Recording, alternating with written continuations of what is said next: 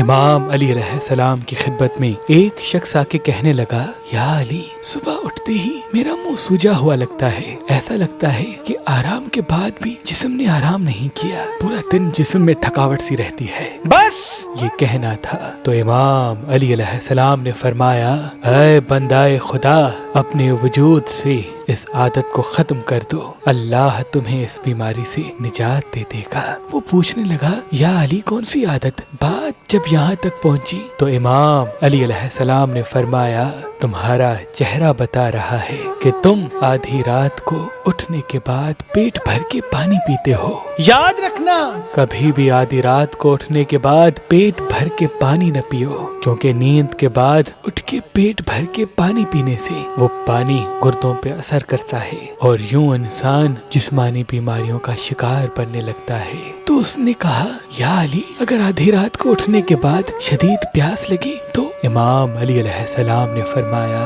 اگر پیاس برداشت کے قابل نہ ہو تو صرف اتنا پانی پیو کہ تمہارا منہ خشک نہ رہے۔